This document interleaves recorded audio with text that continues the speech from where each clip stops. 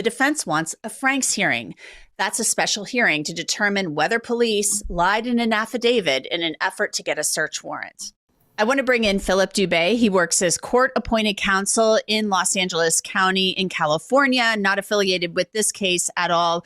Philip, your thoughts, first of all, on the request by the defense in this case to suppress Brian Kohberger's genetic information. To me, that has always been one of the major things in this case was the use of genetic genealogy.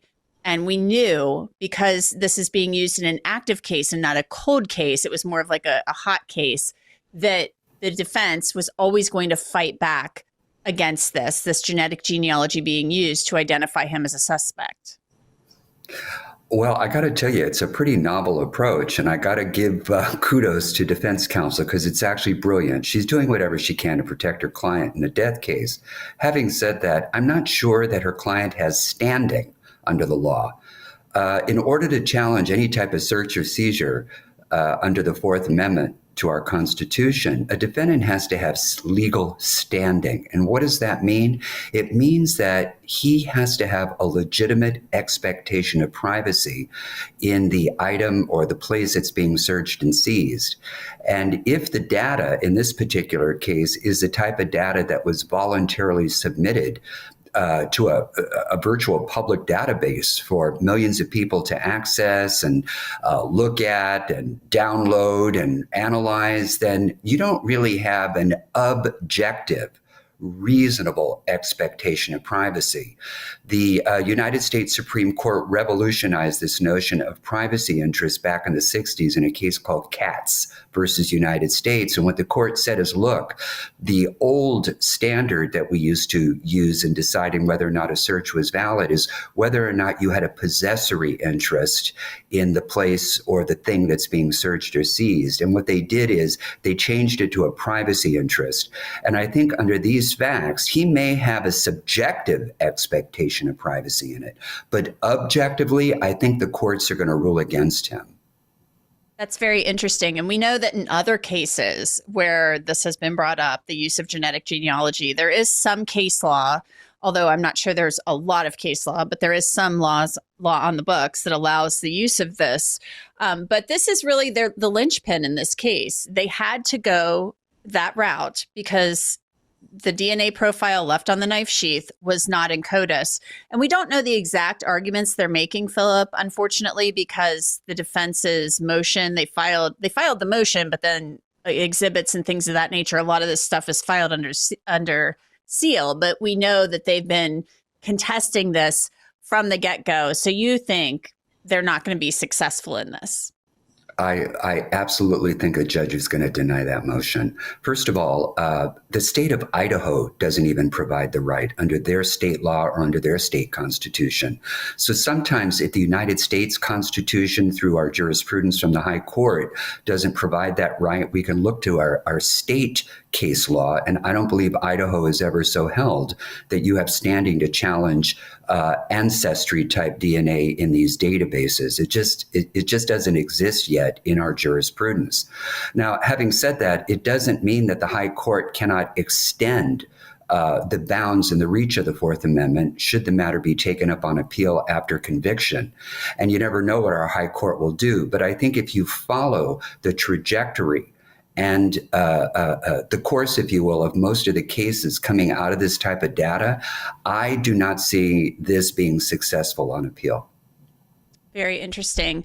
I want to go now to the next thing that they're asking to suppress, the next motion to suppress, and that is really the search, any evidence seized during the search of Brian Kohberger's parents' home in Pennsylvania, and then any statements that he made. I mean, they make a number of arguments claiming that the police violated his rights by not knocking on the door and allowing him to surrender. I find that to be an interesting argument, given the fact that this is kind of what cops do. I mean, you're going in to arrest somebody for a quadruple homicide. They don't just knock on the door and say, "Yoo-hoo, can we knock, knock, knock? Can we arrest you?" I mean, this is what cops do. They go in with a SWAT team.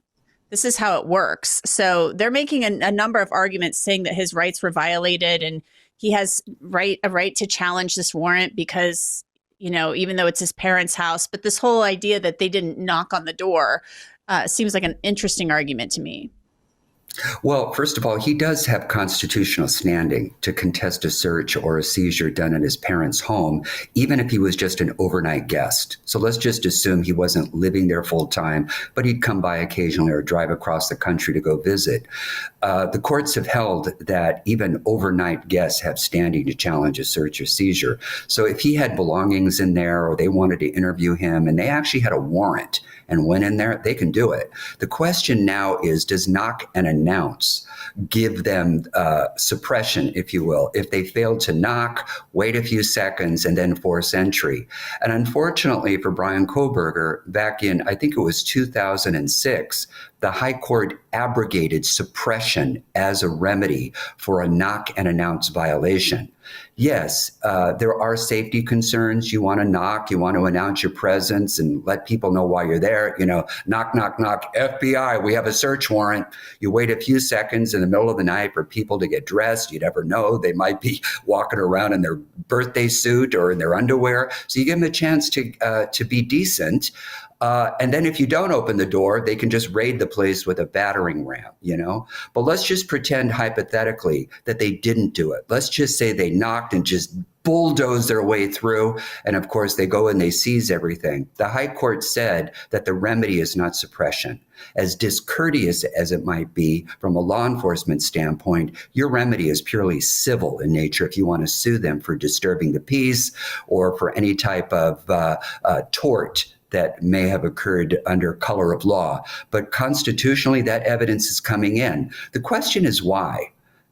I'll tell you why. Because they got a warrant. Remember, they're there with a search warrant. It means that a magistrate has reviewed the factual basis for their need to go in, and a judge has approved it and found probable cause. So they showed up there with the document, and the courts are not going to suppress a boatload of evidence merely for a technical violation. They're just not going to do it. Instead, their remedy is purely civil. They're also wanting to suppress the statements that Brian Kohberger made during this search of the house as he was transported, when he was at the police barracks. That might be pretty tough as well. He's a pretty intelligent guy. He's a PhD student. They talked about a possible Miranda violation. We don't know the nitty gritty of that because these items are filed under seal again. But they're looking to suppress, obviously, they're looking to suppress anything and everything. So they're talking about all of the statements that he made. Well, the first thing the court's going to look to is, was he in custody? If he wasn't even in custody, then Miranda's not even triggered, because the Miranda doctrine, if you will, only applies to people who are being taken to jail and then being questioned by the police. So if he's free to leave, or if he's just, voluntarily being escorted down to the station and he's just doing so of his own free will, then constitutionally, your rights under Miranda are not even triggered. But let's just pretend hypothetically he is in custody. They just haul him in, cuff him, and he's in the squad car on his way downtown.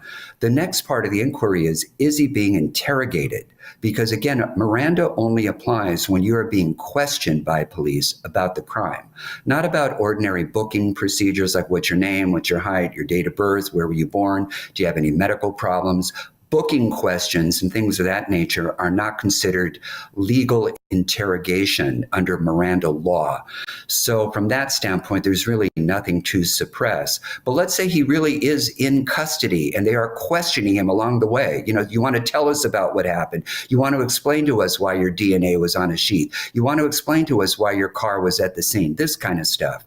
Without Mirandizing him, then yes, they have a meritorious motion, and everything he said for not being properly Mirandized will be excluded from evidence. That is the sanction for the violation.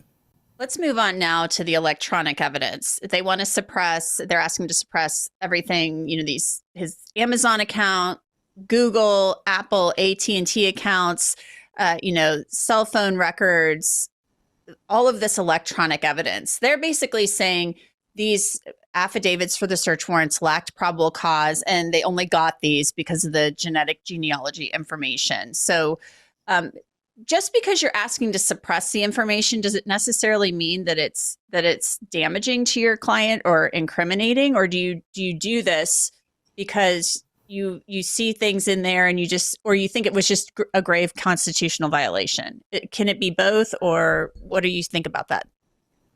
Well, first of all, anytime you're moving to suppress evidence, it means that the state has something that they want to use against you at a criminal trial. I mean, very rarely are they on the hunt for exculpatory evidence to exonerate you and set you free. They're looking to make a bust and get a conviction, frankly.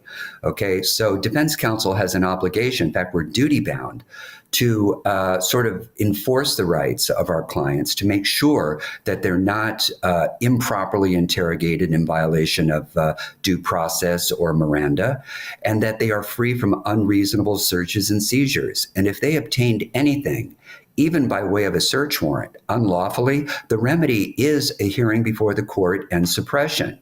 So in a situation where you have a warrant for electronic data or social media data, et cetera, if you feel that the affidavit that was prepared by the law enforcement officer to get the warrant is full of untruths and falsities, or it omits certain facts that would negate the probable cause, then the remedy is what we call a motion to traverse the search warrant.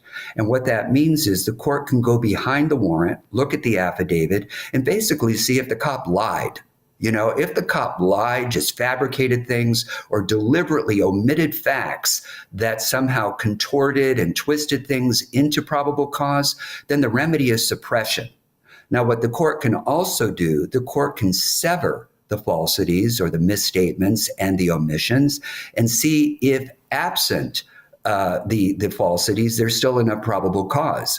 So even though you bring what we call a Frank's motion or a motion to traverse, it doesn't mean that everything gets suppressed. It just means the court has to do an analysis to see if the factual basis can be severed and allow everything else in the affidavit to survive and support probable cause. And I've seen it happen over the years. So yes, it's a right in the end without a remedy. And they are asking for that Frank's hearing. Philip Dubé, thank you so much for your time and your expertise as always. Take care. And that's it for this episode of Crime Fix. I'm Angenette Levy. Thanks so much for being with me. I'll see you back here next time.